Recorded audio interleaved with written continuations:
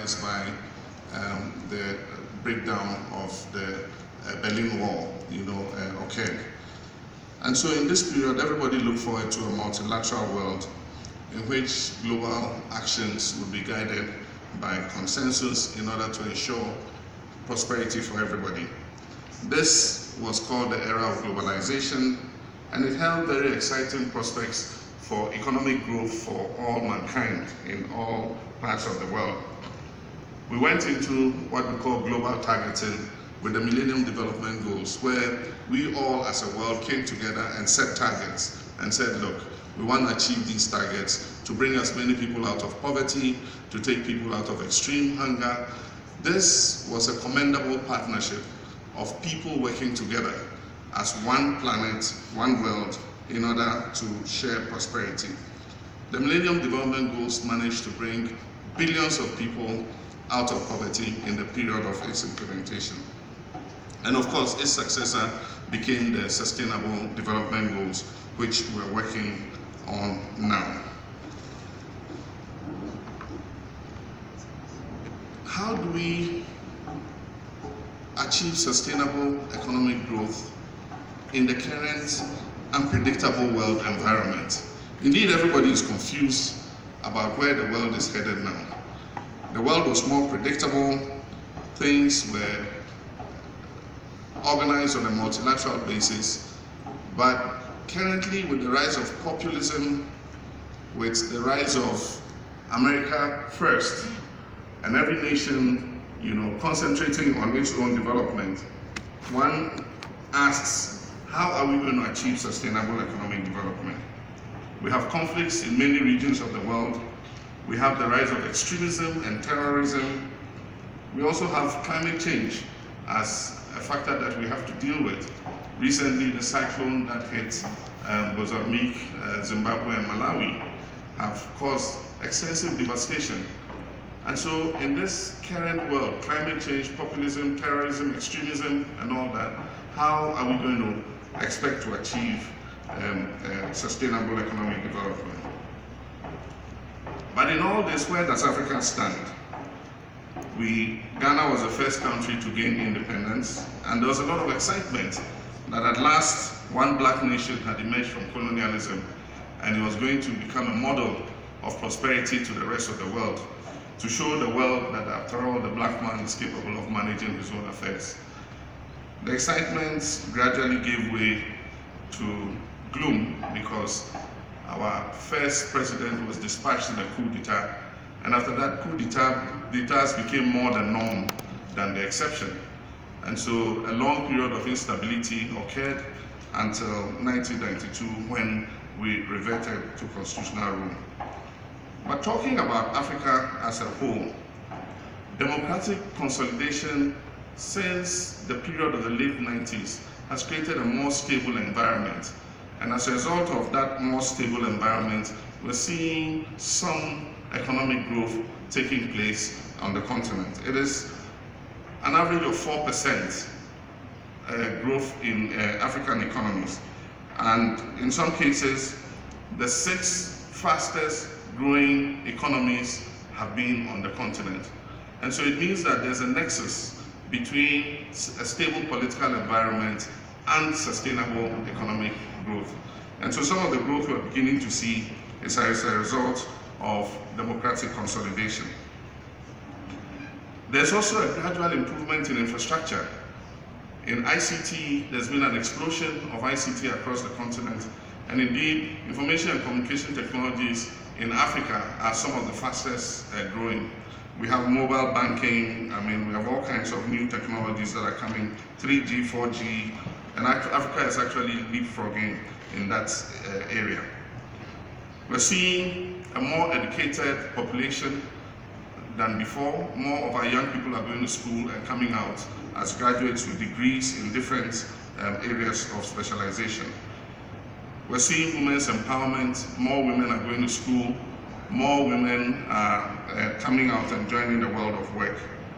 But most of all, we're seeing a growing youthful population, or what we call a youth bulge. It's estimated that about 60% of the population of Africa is under 35 years of age. And so these are all positive things towards ensuring the achievement of sustainable economic growth. But there are danger signs, and one is that our economies are not growing fast enough. It is estimated that to be able to create sustainable development, African economies must grow above 8%. And so the sluggish 4% average growth is not sufficient. We need to accelerate that growth in order that we can move more of our people out of poverty. Then aside from that, with a youthful population, we're not creating enough jobs to find decent work for our young people. Many of them are coming out of schools without the right skills to enter the world of work. And so people are going and getting a grammar education, a grammar school education. Others are specializing in areas where there are not sufficient job opportunities. Our economies are growing in different directions, and the school curriculums remain static. And so people are coming out of school and not having the skills to enter the world of work. That's one of the problems that we're facing. There's growing inequality because the fruits of growth are not being distributed fairly. And so even though there's an average 4% growth across the continent, how many people are benefiting from that 4% economic growth? There's a new class of vulnerable people, poor people, falling out into the poverty trap. And we need to pay attention to that class of people. We also have the adverse effects of climate change. Africa is most affected by the effects of climate change than anywhere else in the world. We've contributed the least towards global warming, and yet we're suffering the most from the effects of climate change. We also have falling commodity prices. As you know, Africa is a continent that is mainly engaged in primary production and export of natural resources. Worst of all, we have a low level of inter-African trade. Because of our colonial experiences, the pattern and direction of our trade is to our former colonial masters. And so the ports are busy moving goods from Africa to European destinations, from European destinations to Africa, but very little cross-border trade, even amongst neighbors that share the same common border. And so the question we ask is, what must we do to achieve sustainable economic growth and bring down income inequalities? The first thing is to transform our economies. Most of our economies are still based on the colonial model that was left by our colonial masters. And so primary production, principally to export natural resources to the developed countries and import capital goods from there. So we need to transform our economies and diversify our economies. We must increase investment in infrastructure. The World Bank says that there's an infrastructure investment shortfall in Africa of in excess of $2 billion per year. And so we must be in our countries investing $2 billion per year to be able to get the kind of infrastructure that would accelerate economic growth. We must allow free movement of people, goods, and services.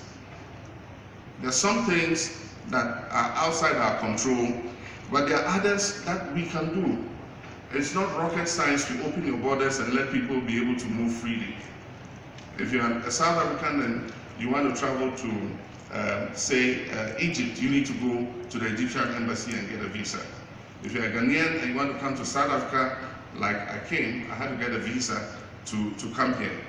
And so our people cannot move freely amongst our countries. And the worst is that goods and services are unable to move freely across our borders. And so this constrains the growth of African economies. There will be a multiplier effect if people could move freely and goods and services could move freely across our borders. We must accelerate women's empowerment. Women form the majority of our population in most of our countries. And for them not to be able to realize their full potential takes off a certain percentage of GDP growth of all our economies.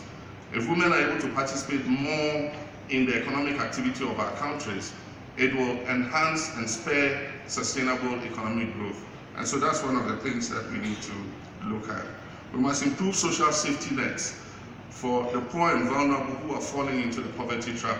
as a result of the application of more market instruments. There are a new class of people who are falling into the poverty trap, and so we need to create social safety nets, especially in the health sector and education. They must be able to get an education without dropping out of school because their parents cannot pay for it, or they must be able to get health care when they are ill because there's a good social insurance system that allows them to get health care. We need to reduce the informal economy in our countries. In most African countries, the informal economy accounts for almost 60% of the total size of the economy. And so we must bring more of that informal economy into the formal economy. We must increase availability and access to power. The World Bank estimates that only 35% averagely of Africans have access to power. Of course, there are exceptions like South Africa, like Egypt, like Ghana, my own country, we have about 76% access to power. But largely across the continent, there is no access to power. And if there's no access to power, there cannot be economic development. I've seen what power can do, electricity can do when it is extended to a neighborhood. There was a guy who repaired tires in a small village along a highway, and he used to use a pump that used a motor. And so he had to buy fuel and put into it, or petrol and put into it. And so at night he shut down and shut off his machine and went to sleep. When power came to that village, he changed his generating plant into an electric motor and continued to repair tires. He put lights around his vulcanizing business. And then soon a tea seller came and joined him and was selling tea to the drivers who stopped to fix their tires. And then soon somebody opened the filling station, and so the trucks could fill their tanks with diesel. And then soon other people joined, and you should see what has happened to that community just because power arrived in the community. It is an instrument for transformation. We must prioritize investment. Resources are never enough. If you are president, you know that your resource envelope is never going to be enough to cover all sectors. And so you need to prioritize and say, look, I'm going to select these sectors, they're going to be the priority, I'm going to put the bulk of investment into these sectors and make sure that I make a difference. In my case as president, I prioritize the transport sector, expanding our airports, expanding our harbors, our ports. I prioritize the road sector, improving the road network so that goods could be transported and people could be transported easily across the country. I prioritize the health sector to ensure that we had a good hospital facility in every district of the country. I prioritize the education sector to make sure that we expanded access to basic and secondary education. And I prioritize the energy sector to make sure that we had enough power. And so in the 4 years that I was president, we were able to add almost 2,000 megawatts of power to our energy mix. And that's how come that Ghana has sufficient power and is able to give it to as many people. We need to look at continuous implementation of development plans. One of the major devils of our democratic consolidation is the lack of continuity between governments. We hold elections, one party goes out of power, another one comes in. And all the development projects that were ongoing under the previous government, the next government changes its priorities, and then you see that these projects are abandoned. And so you don't have a smooth implementation of development. And I think that if all these are sorted out, we can see more sustainable growth than we are seeing. Much of this diagnosis we all know, and we've spoken about it over and over and over. The devil is in the implementation and the political will to be able to implement these solutions in order that we can create prosperity for all the people of Africa. The AU has come out with Agenda 63, which we all are working to incorporate into our development plans. But we need the political will to work together as a continent in order that we can ensure sustainable development, economic growth for all our countries. I thank you for this opportunity.